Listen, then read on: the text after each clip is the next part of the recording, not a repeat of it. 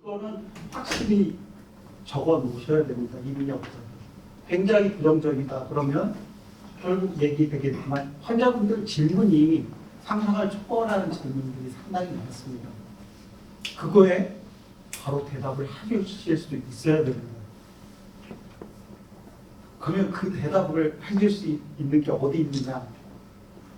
어디 있을까요? 환자 전문 한의원 홈페이지가 별별 질문에 다 있습니다. 말로 먹고 사는 사람들이 굉장히 많거든요. 무슨 얘기를 드리냐면 성형외과에서 양악 수술하고 그다음에 턱 프랙처 수술하고 해서 잘못되잖아요. 그러면 보철과를 보냅니다. 우리 병원에서도 절대 성형외과 욕하지 않습니다. 환자가. 대단한 기술이죠. 그런 기술이 가진 사람들이 하류에도 많고 또 되게 많습니다. 턱관절 전문으로 하는 크게 하는 치과도 그런 집의 홈페이지 가면 별의별 질의응답 많습니다. 그거 챙겨보십시오. 혼자 챙겨보시지 마시고 간혹 위생사랑 같이 보셔야 됩니다. 다 아시는 얘기지만 위생사 얘기가 다르고 원장 얘기가 다르면 누구 말을 들을까요? 위생사 얘기가 없어요. 그건 당연한 얘기거든요. 그렇기 때문에 말이 달라지면은 그다음부터 그렇지 않아도 부정적인데 환자 이상해집니다. 완전히 사이코로 변하기 시작하면 그다음부터는 감당이 안 됩니다. 꼭 기억해 주십시오.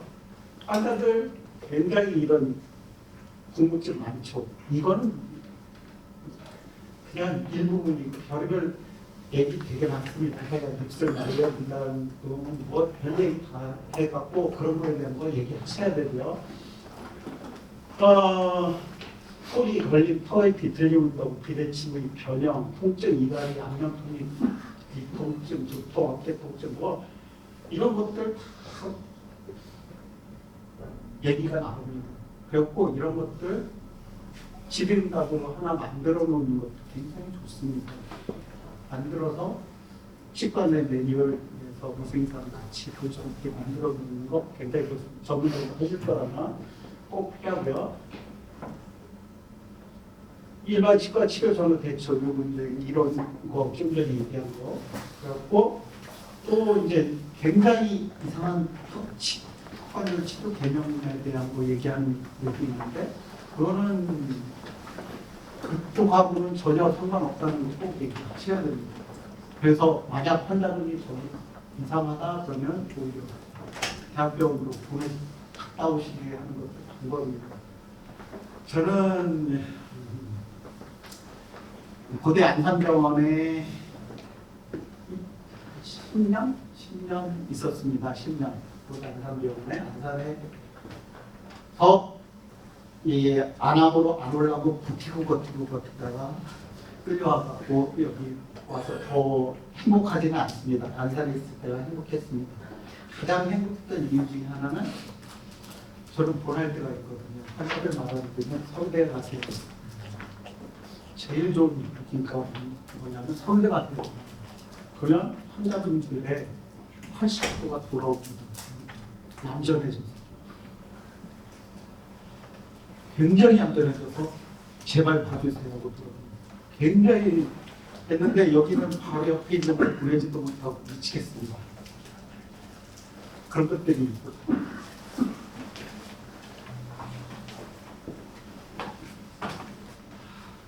턱관절은 굉장히 특수합니다. 두 관절에 하나의 뼈가 붙어 있다.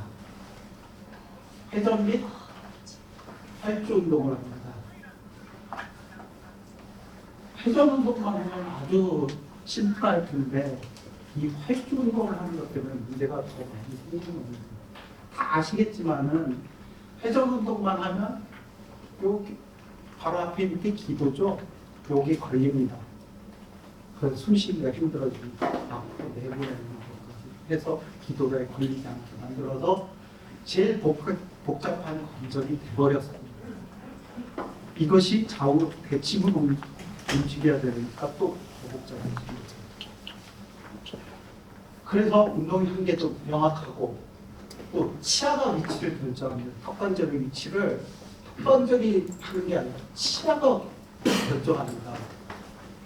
그래서 치아가 잘못되면 턱관절이 틀어진 거죠. 근데 뒤에 자꾸 얘기했지만 교합이 관계없다고 얘기하는 게 말이 안 되는 게 치료는 스플린트랍니다. 스플린트는 교합을 배제시키는 겁니다. TFO 있고 뭐 이런 거 다 스플린트 해버리면 교합을 완전히 배제시키고 턱관절이 제자리에 그렇게 만드는 장치가 스플린트입니다. 그러면 교합은 상관없다. 제가 처음에 말씀드렸죠. 근육이 굉장히 작용을 한다고 얘기했는데 근육이 이상해지는 게 뭐겠습니까? 먼저 닫고 이런 근육이 뭉쳐버리는 거. 양쪽으로 같이 뭉치다가 한쪽에 더 뭉치고 그러는 게 TFO 있고 뭐 인터피어런스 생기고 그걸 갖다가 결국 치아가 위치를 결정하기 때문에 그렇습니다.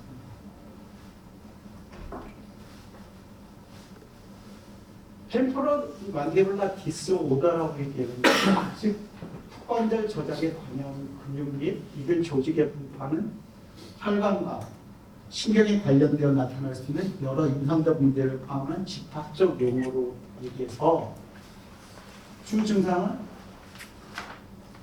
통증인데 저작근과 턱관절의 통증입니다.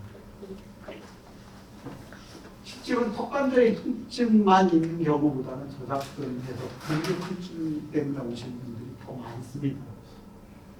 그 다음에 턱관절에 하응소리 제한, 개구 제한, 그 다음에 턱이 틀어서 벌어진다든가 이런 것들이 다 3대 증상입니다. 됐고 그래서 연관 증상으로는 귀의 통증이 있고 뻣뻣함이 있고 이명, 환기증, 경부 통증, 두통. 그리고 요새 이제 나온 논문들 중에는 이제 허리 아프고 이런 것과 같이 이 환자들을 갖다가 같은 치료, 이제 허리 아프고 이런 것 치료를 하면서 스플린트 했을 때 스플린트 하도 안 하고 차이를 봤을 때 훨씬 더 치료가 잘 된다는 그런 논문도 나오고 있습니다. 같이 연관되어 있거든요. 다 우리 몸은. 몇몇 경우는 급성을 나타나고 증상 경미하면 장기 질환이죠. 여기서 이제 급성하고 만성 얘기를 하는데 기본적으로 우리가 통증에서도 그렇고 급성 만성 할 때 기본적인 만성의 개념은 두통 있을 때 3개월 이상 지나면 만성 통증입니다. 실제로 3개월 지나고 안 지나고의 치료가 굉장히 다릅니다. 쉬워지고 나빠지고 쉽지 않고.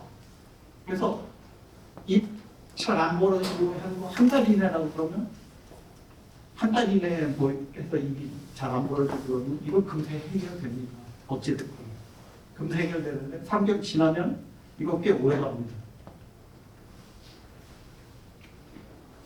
그래서 만성 TMD가 신체의 다른 부위에 나타나는 만성 통증 증후군 증상과 비슷하게 지속적인 통증과 육체적, 행동적, 심리적, 심리, 사회적 증상을 동반하며 진전됩니다. 그래서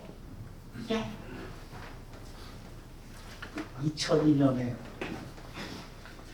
75에 나온 거거든요.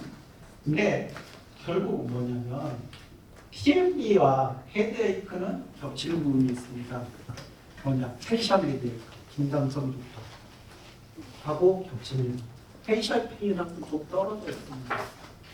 그래서 요 TMD가 요거랑 또 구분되는데 페이셜 헤드에이크라고 얘기하면 긴장성 두통을 했는데 결국 클렌칭 얘기하는 겁니다. 빵 물어버려서 근육이 계속 눌리고 그러면 페이셜 헤드에이크하고 겹칩니다. 그래서 두통 오는 거죠. 그래서 이것도 스플린트로 치료합니다. 그리고 우리가 턱관절 치료에 있어서 치료의 목표는 이 두 가지입니다. 힐링 페인, 리커버리 펑션. 통증을 없애고 기능을 회복하는데 환자분들한테 얘기할 때 100%안 돌아옵니다. 밥 먹는데 불편 없을 정도. 대충 전 80% 정도 얘기합니다. 100% 얘기했다가 너버스한 분들 끝까지 옵니다. 회복 안 됐다고. 꼭 얘기하셔야 되고, 뒤에 또 얘기했지만, 소리 때문에 오시는 분들이 있습니다. 뒤에서 소리 난다고 소리는 회복 안 됩니다. 이거 얘기하는 거 자기 모두 파는 겁니다. 회복해준다고. 삔데 또 삐는 이유가 뭘까요? 여기 손목 뼈습니다. 여기 삔데 또 뼈요. 왜 그럴까요? 모르세요? 인대가 늘어났어요. 네? 인대가 늘어났는데 늘어난 인대는 회복되기가 어렵어요. 우리 몸에서 제일 회복 안 되는 두 가지가 있습니다. 인대와 신경. 회복 안 됩니다. 거의 안 됩니다. 젊은 친구들은 소리 나더라도 없어질 수가 있습니다. 그래도 그 친구들한테도 확실하게 없어진다는 얘기를 안 하는데, 나이가 50대 넘은 분들한테 소리 없어요. 실제로 소리 난 지가 대부분 소리 나자마자 오지 않고 1년, 2년 된 분들이 소리를 없앨 수 있을까요? 그것도 나이도 드신 분들이. 인대가 제자리로 갈까요? 아니죠. 디스크에서 소리 나는 건 맞는데 디스크를 잡고 있는 인대가 늘어나서 밖에 나와서 이게 제자리로 잡아당기는 인대의 힘이 없어도 그대로 유지돼. 소리 강도는 줄여줄 수 있어도 인대가 완전히 제자리로 가지 않는 이상은 안 없어집니다. 그래서 PM 조인트와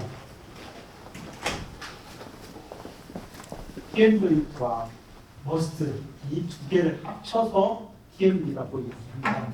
꼭 알아주시고, 머스들이 대부분의 환자들이 TM 조인트뿐이가 아니라 대부분 거의 8, 90%는 머스들이 증상이 이빠집니다. 그래서 이제 물리치료도 해야 되는 거고, 이런 얘기를 드리는 겁니다. 정상 TM조인트에서 이제 이렇게 콘다일이 디스크랑 같이 전진 운동을 해서 40 내지 50mm가 벌어집니다. 근데 이게 움직이는 거는, 여기 잡고 있는 인대와 머슬이 잡아당기는 거죠. 이쪽은 뒤에는 이제 인대 잡혔고, 여기는 이제 뭐죠? 뒤에 말씀드린 여기 잡고 있는 머슬이 잡아당기는 거잖아요. 이렇고 이것이 움직이는 거가 돼서 이것이 제자리로 오는 겁니다. 그래서 현존 주된 증상은 사운드, 페인, 마킹 이 세 가지고, 사운드는 치료 필요가 없기도 합니다. 통풍을 소리만 나는 사람들도 있고, 그래서 이것은 치료 필요 없음이라고 얘기하지만, 또 하나는 치료가 안 된다는 얘기고, 딱히 얘기로 말씀드리는 겁니다. 페인이나 락킹, 많지가 않나 이렇게 얘기하죠. 주로 증상이 나타나는 부위는 템포랄, 피에조이트, 마세터, 포스테리언, 귀 뒷부분, 그다음에 목, 턱밑, 이렇게 이런 부위에서 주로 증상이 나타나고 있습니다. 또 젊은 친구뿐만이 아니죠. 어깨, 뭐 이런 거 다 아프죠. 대부분 휴대폰 때문에. 젊은 친구들에서 나이 드신 분의 불치병은 나이 드신 분들이 정말로 치료 계속 받아도 안 낫는 관절, 무릎 관절, 나이 드신 분이 증상만 호전될 분이 낫지는 않잖아요. 젊은 친구들에서도 불치병, 이거 핸드폰 하지 않는 이상 여기 한 번 아프면 이거 계속 아픕니다. 근데 이것들이 다 같이 연관돼서 아프기 때문에 굉장히 얘기를 하는데 실제로 저 같은 경우에 이제 환자에 따라서는 어깨도 치료해주고 하긴 하는데 그거 별로 좋은 거 아닙니다. 한의원이든 보내시는 게 낫습니다. 재활약과든 정형외과 그런 분입니다.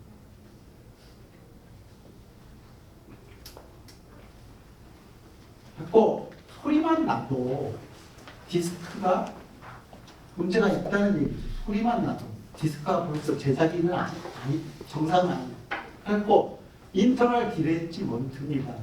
소리만 나도 진단이 거기서부터 시작하는 겁니다. 그래서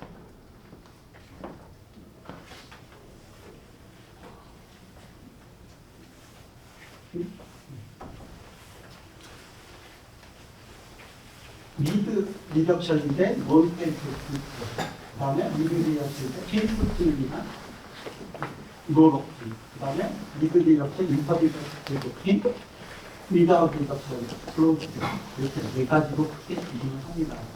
그래서 인터미턴트 여기 인터미턴트 로킹 같은 경우에는 이제 자고 아침에 일어나서 안 벌어지다가 좀 있다가 다시 벌어지고 이는 빈도가 늘어나면 이때는 이게 맞으면 락킹으로 가기 때문에 그런 비교를 하는 겁니다. 그래서 해펴보시면 빡빡 소리 나는 거 이렇게 보시다시피 디스크가 좀 다른 거예요. 앞에서는 당기고 뒤에서 저항이 되는데 당기고 여기 뒤에서는 저항이 되니까 늘어나서 앞에 가는 거죠. 그러니까 이걸 제자리로 보낸다? 100% 들어가면서 이렇게 해서 벌리면서 소리가 빨딱 나는 거죠. 그리고 이것이 더 진행되면 이제 벌릴 때뿐만 아니라 닫을 때도 나서 뒤로 갔다 또 나오니까 더블 클릭하고요. 됐고 그래서 논페이프 클릭일 때는 실제로 아프지 않으면 치료 안 한다는 얘기죠. 치료하는 경우도 있습니다. 저 같은 경우는 중간고사 클렌칭 자기가 해서 불편해하면 그 친구들 해줍니다. 근데 실제로 그거 해주면 굉장히 좋습니다. 중간고사는 공부하기 하루 종일 고개 숙이고 공부하는데 이거 해주면 훨씬 더 좋아요. 그리고 인터미턴트 락킹이 했을 때는 발생할 때는 치료 꼭 합니다. 아침에 일어났을 때 입 안 벌어진다 부러진다 그럼 꼭 치료해주는 게 좋습니다.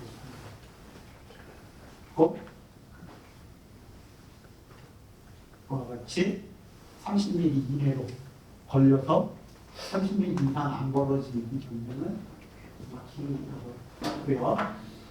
이때 페이만 치료합니다. 이제 약물, 물리치료, 장치치료에서 클릭은 치료 안 된다고, 클릭은 치료 안 된다고 설명을 하고요. 학을 엣지 또 엣지 상태로 전방을 지시 리덕션인데 클릭이 사라지거나 락킹이 풀릴 경우는 ARS 합니다.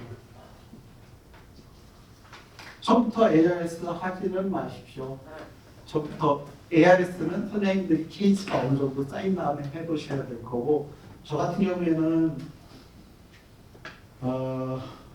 수련 받으면서 제가 이제 턱관절 교합학회에서 1년짜리 코스를 처음 1회에 90년에 연대 교합과에서 1년 코스를 했습니다.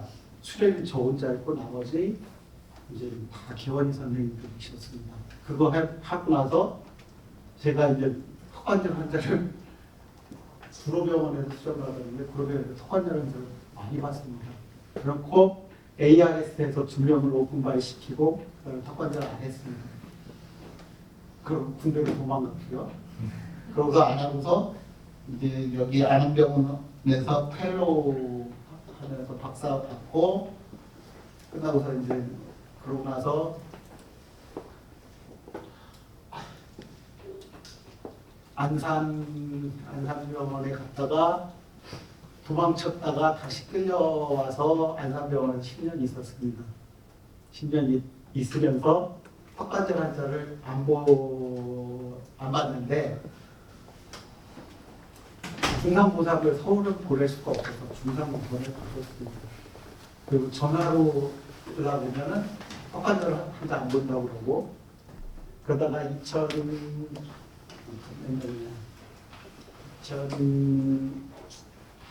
9년에 좌우 비대칭으로 해갖고 제가 논문 하나 썼는데 그걸 홍보과에서 이제 한다고 5개 관공사를 불러갖고 대대적으로 사는데 YTN 기자가 그걸로 안 하고 턱관절로 내보냈습니다. 환자까지 왔는데 따로 인터뷰는 이상하다 생각을 했는데 다음날 우리 간호사가 큰일 났다고 전화로 턱관절 환자 와서 안 본다고 했더니 방송 나왔는데 뭔 소리 하냐고 해갖고 그 다음부터 제가 보철과인데 턱관절 환자가 미어 터지게 오는데 진짜 무서울 정도로 그 쌓였던 환자들이 오기 시작해서 CR 스프린트만 갖고는 안 돼서 ARS하고, 그리고 아스트로센테시스도 여기 안암병원의 권종길 교수님한테 와서 결국은 배워서 거의 수술만 안 하고 모든 거 다 하게 했습니다. 그렇게 하다가 안암병원 와서는 권정진 교수님께서 턱관절 환자 다 보셨거든요. 부외과. 그래서 그분들 볼 사람이 저밖에 없어서 제가 다 물려받아서 보철까지만 턱관절 환자가 70%입니다. 그리고 퇴행성 관절 환자 굉장히 많습니다. 퇴행성 환자 엄청 많이 보고 있고, 그리고 참 원치 않는 그런 것을 하고 있고, 그래서 이제 사단법인 대한 턱관절 협회 회장까지 하고 있습니다. 그리고 엣지 리포지션시 클릭 락식 틀린다. 요 정도면은 이건 쉽게 ARS 하면은 해줍니다. 이거는 아주 쉬운 케이스고 더 어려운 케이스도 많이 하고요. 그리고 저 같은 경우에는 여기 이제 과감한 장착하라고 이제 해서 이런 거는 과감한 장착해서 이거 할 때 중요한 거는 이게 만약에 게임을 해서 턱을 앞으로 나오게 해서 해줬는데 만약에 이걸 높이 조절 잘 해야 되거든요. 이거 잘못해서 거꾸로 물리게, 턱이 더 뒤로 가게 물릴 정도까지 된다 그러면 어떻게 되겠습니까? 더 악화시키겠죠. 이게 굉장히 중요한 거거든요. 그리고 저는 제가 편하려고 환자분들 더 어려운 케이스 낮에만 끼게 해요. 낮에 10시간. 처음에 안산에서 이거 해서 환자들하고 여러 번 싸웠는데 해줄 사람 없으니까 도망 못 가죠. 어떻게 할 줄을 못하고 낮에만 끼워줬습니다. 끼게 해서 실제로는 정말 효과가 좋습니다. 정말 효과가 좋습니다. 억지로 자기가 낮에 물으니까 확실하게 물는 겁니다. 그리고 지금 여기서도 낮에만 끼게 합니다.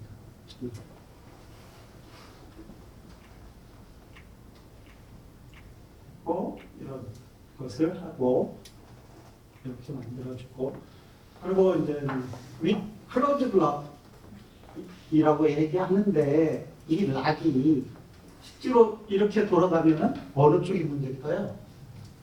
왼쪽입니까? 오른쪽입니까? 네? 여기서 락킹된 쪽은 오른쪽입니다.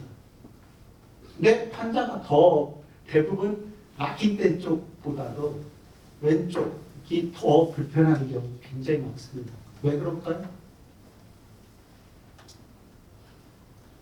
당연히 이완된 쪽이 더 아플 거라고 생각하지만 그렇지 않은 경우가 더 많습니다.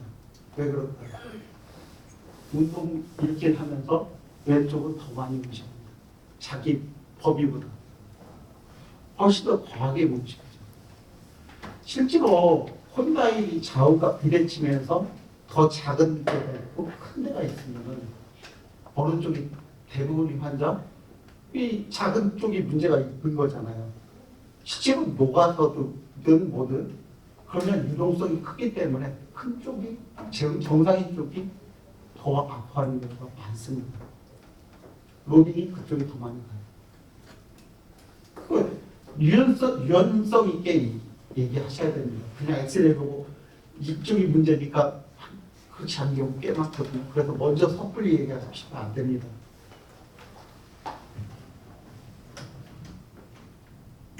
또 정복을 해서 이것을 할 수도 있고, 자, 여기서 이렇게 됐을 때 제가 시간이 될지 안 될지 모르겠지만 실제로는 우리가 콘다일을 볼 때 콘다일이 내측이 있고 외측이 있지 않습니까? 이렇게 형태가 있으면 안쪽이 있고 바깥쪽, 메지안이 있고 레터럴이 있는데 디스크는 레터럴에서 먼저 빠집니다. 토탈로 빠지는 게 아니에요. 그래서 레터럴에서 빠져서 레터럴에 락킹이 될 수도 있는데 메지안은 나중에 빠집니다.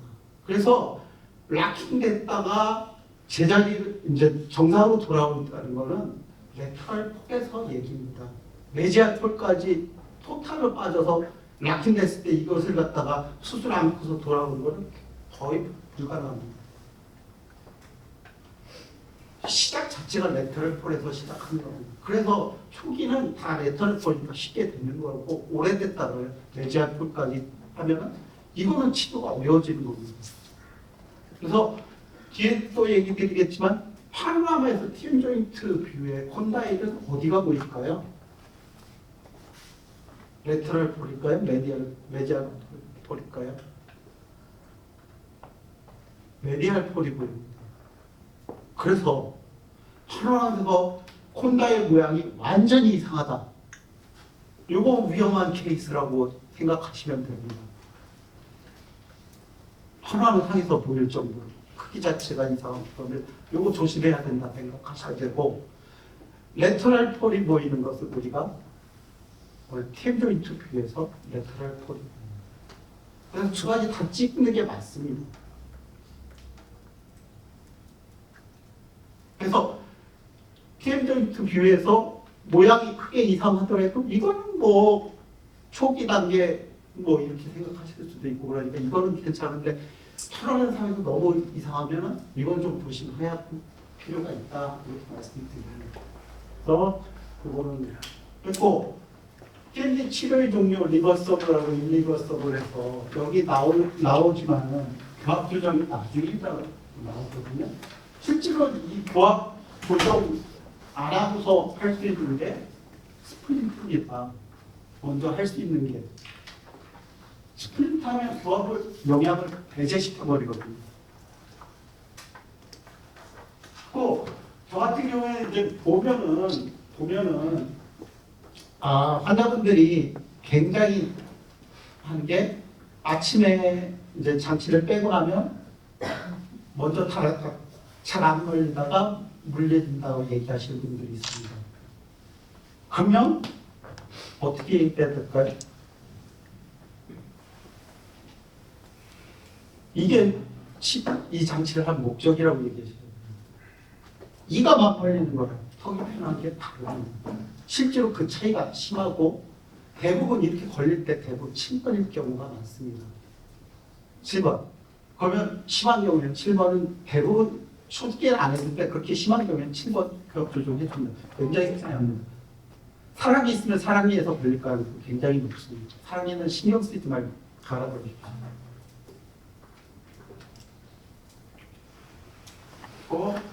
이제 스플린트 편한 거는 하기다 하면은 내가 조정할 것도 별로 없고 편하긴 한데 이게 떨어뜨리면 부러집니다.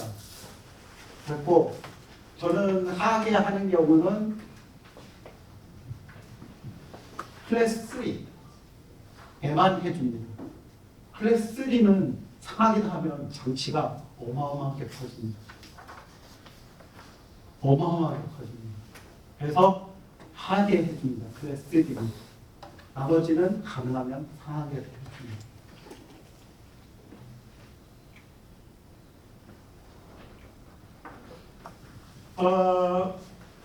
브럭시즘이 있을 때 브럭시즘 온리로는 보험으로 온리로 진단내면 이거 보험 치료 안 됩니다. 비보험입니다. 추가 병명 더 내셔야 됩니다. 스플린트 전에 이렇게 브럭시즘 있다가 스플린트 끼면은 낮아집니다. 하지만 스플린트 한 이후에 도로 올라갑니다. 그러니까 결국은 스플린트가 브럭시즘을 없애는 장치는 아니라는 얘기를 꼭 드리는 겁니다. 도로 새끼입니다. 근데 끼고 있으면 그럼 왜 끼냐? 치아 보호. 그 다음에 이갈이 일어나도 장치에서 이갈이 일어나면 소리 안 납니다. 거의 안 납니다. 그래서 끼입니다.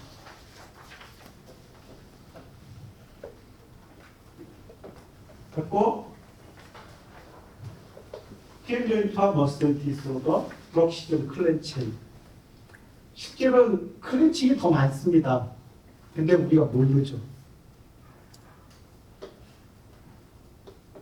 클렌칭이 거의 이제 구글링해서 투스 컨택 헤비 TCH 한번 쳐보십시오. 투스 컨택 헤비 부분 어마어마하게 나왔습니다. 시야가 닿는 것 자체가 시야가 닿는 것 자체가 문제입니다. 시야는 안 닿아야 정상입니다. 그러니까 이제 쉽게 얘기하면 프리레이 스페이스 해서 소구치에서 2 내지 3이 뜨는 거 얘기하지 않습니까? 그리고 그 뜨는 게 정상이라는 얘기입니다. 감은 근육하고 벌리는 근육의 밸런스 맞는 위치. 그걸 갖다 환자한테 자꾸 해서 심호흡하면 떨어집니다. 환자가. 그리고 이 낮에 물으시는 분 밤에 꼭 물고 있고 아침에 일어나서 안 좋다 밤에 열심히 일해서 그렇습니다. 근데 우리가 보는 것보다 한번 관심을 갖고 보시면 내가 치료하는 환자들이 말도 못하게 클렌칭이 있다는 거 아실 겁니다. 저는 폐리 환자들 시알 스프린트 굉장히 많이 해주고 있습니다. 실제로 알벨라본 폐리오 원인 중에 TF4 있죠.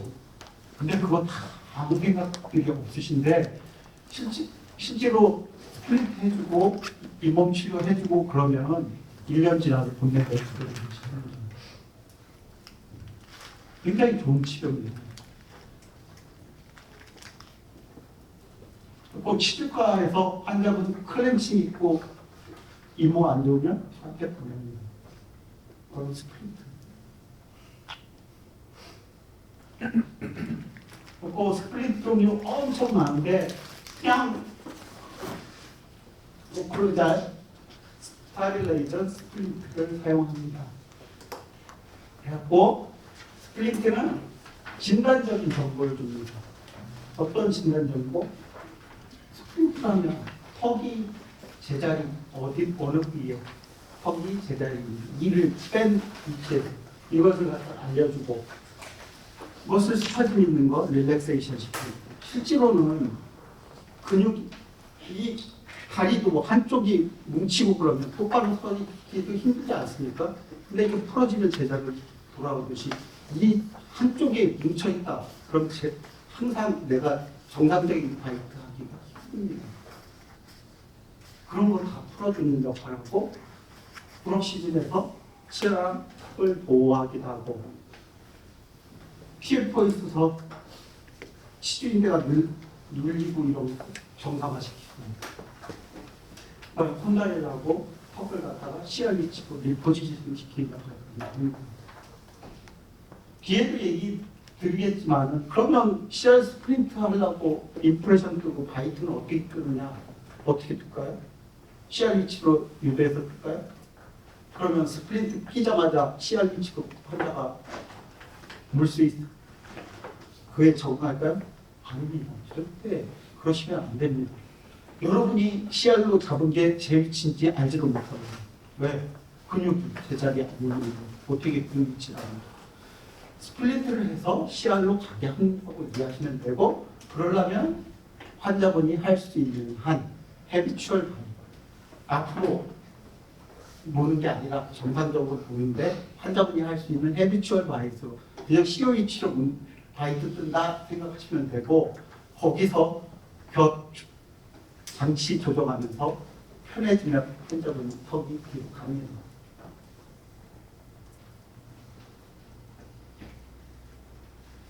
전에만 뛰는 장치는 결의 변화를 일으키지 않습니다. 그래서 저 같은 경우에는 이제 여기서 이제 밤에만 뛴다고 얘기하면 대충 8시간 정도 얘기할 수도 있는데 저는 10시간에서 12시간 얘기합니다. 10시간. 그래서 기본적으로 10시간을 뛰라고 꼭 얘기하거든요. 10시간 뛰면은 큰 문제 없고 만약에 교합의 변화가 생겼다고 얘기하면 장치 뺐으면 됩니다. 그러면 윤리 주면 제자리 돌아갑니다. 24시간 뛰는 장치는 아무리 교합이 스테이블해도 변화가 올 수 있습니다. 그래서 교정과에서도 이제 진단하고서 이제 환자들 많이 오고 보내고 그러고 다니고 그러면 그런 환자들은 24시간 뛰라고 합니다. 교정할 거죠. 풀마우스 리해비테이션 할 환자가 하면 24시간 뛰라고 합니다. 빨리 치료하니까. 어느 장치가 효과가 더 없었는지 믿음하는 연구가 아직 없다. CR 스프린트라고 말은 하지만 CR 스프린트인지는 모릅니다. 그냥 CO 스프린트라고 저는 생각합니다. 나중에 좋아져서 이제 뒤로 가는 거죠. 소프트 스프린트는 클렌칭을 유발합니다. 그래서 한의원에서 퍼티 갖고 스플린트 만들고 이러는 거는 진짜 나쁜 놈들입니다.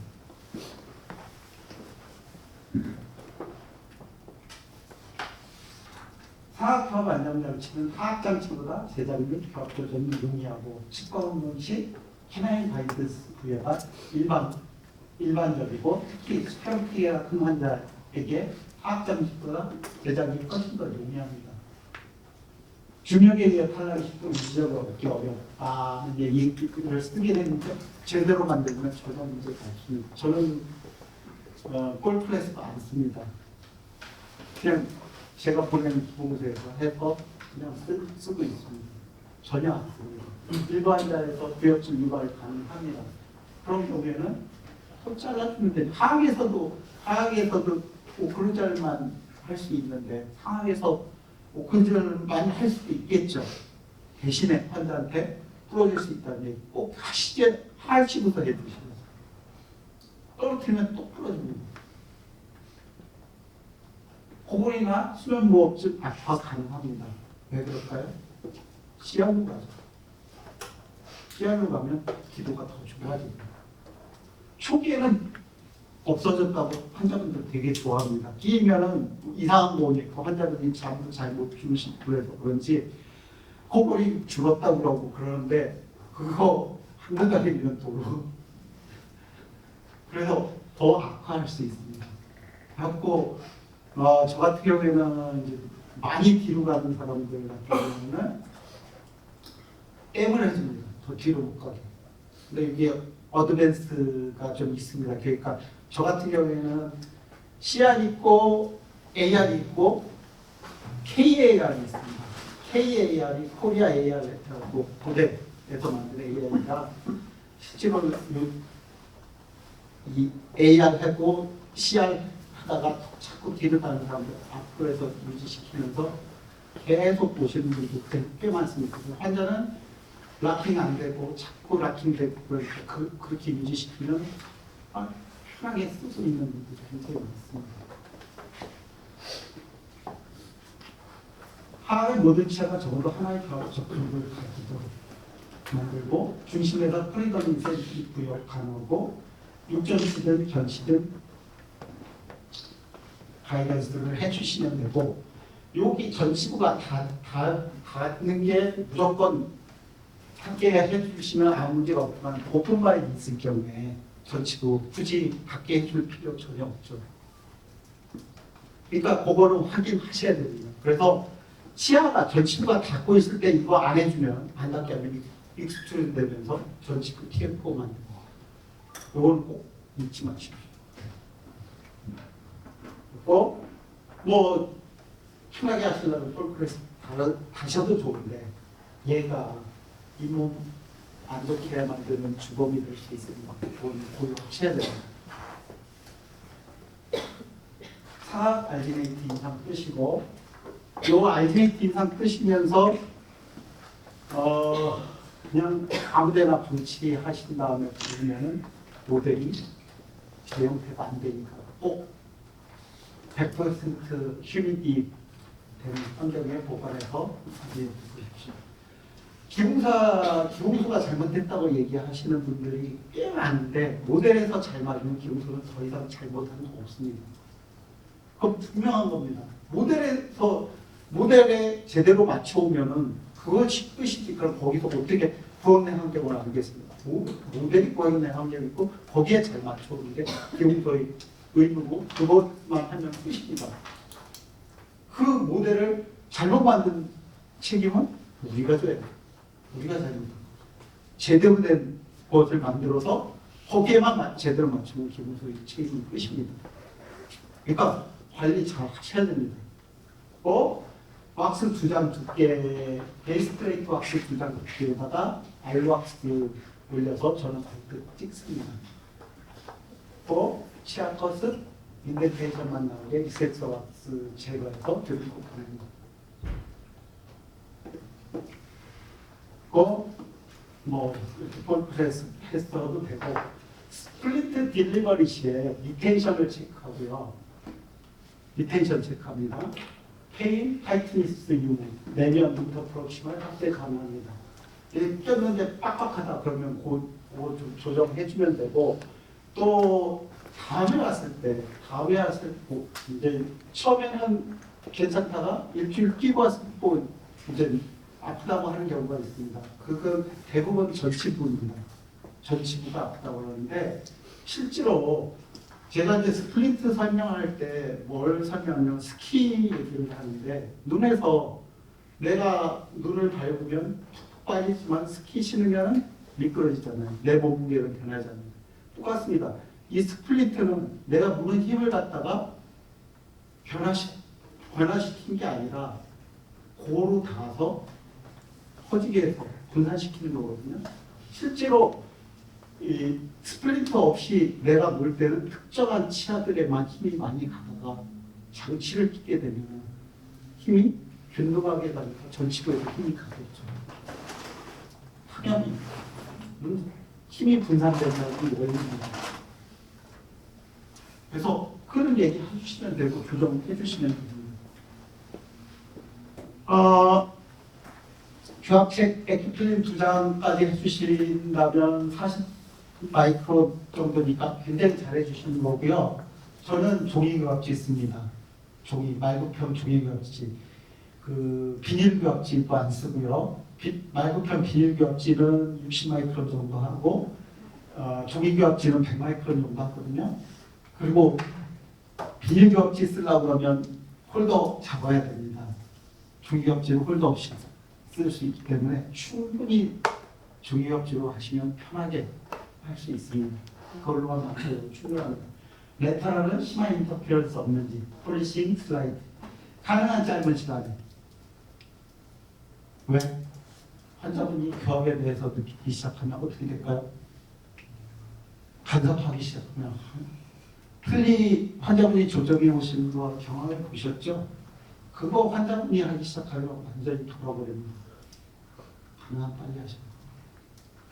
어느 정도 안 맞더라도 점이 조금 모자라더라도 일단은 빨리 해서 다음에 왔을 때 조정해 주시는 방법입니다.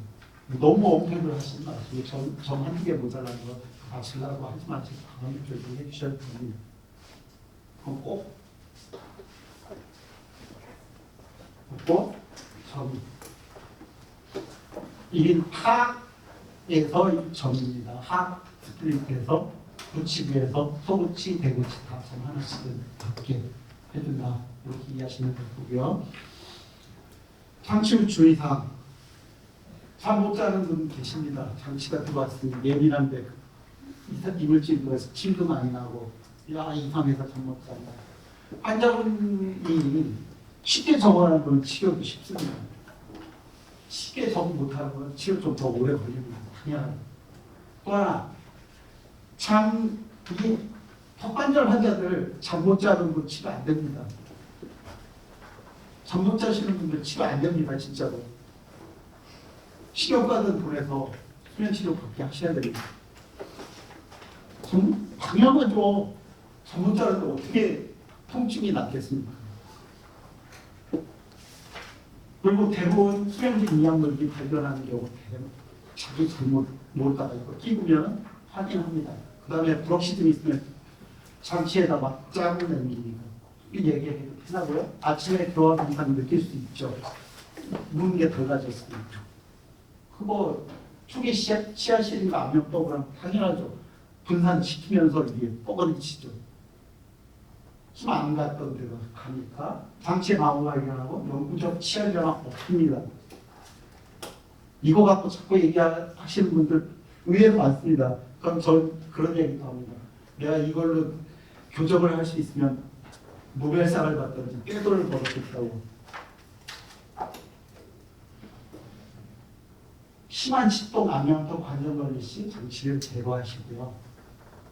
일주일간 쉬게 하시는 방법도 있고 또 하나는 낮에만 쉬게 하시는 것도 방법입니다. 잘 때 못하면 낮에 끼시는 것도 방법입니다. 그리고 연속적으로 안 해도 됩니다. 토탈 시간만 10시간 하시면 된다는 얘기죠. 뺐다 하면서. 긍정적인 삶과 장치 역할 점검을 하시면 되고 긍정적인 얘기 자꾸 해주십시오. 스플릿 체크는 TMD 환자 1주 후에 하고요. 이상 없으면 2주로 하고 2주로 2번 정도 하고 그다음부터 4주. 그래서 대부분의 환자들한테는 특별한 문제가 없는 환자들은 3개월에서 6개월 걸린다고 얘기합니다. 그래서 특별하면 없으면 6개월 이내에 끝내고 이제 클렌칭 아주 심하고 뭐 이런 분들은 점점 오는 간격을 늘려갖고 석 달에 한 번씩 오게 합니다. 그렇게 했고 하시면 뭐 큰 문제 없을 겁니다. 그리고 환자가 이제 더 이상 이제 어느 정도 하면은 언제까지 와야 돼요 하면 이제 끝내면 됩니다. 브럭시즘 환자는 이제 보는 간격이 더 넓히면 되고요. 딜리버리 체크 타임은 20분 이내. 겹에 너무 신경 쓰는 거 환자가 눈치 못 채고 처음에 20분 너무 벅찰 겁니다. 그러니까 이거는 좀 확인하셔야 되고 시합을 쓰면 안 되고 의치세정제 쓰는 게 제일 좋습니다.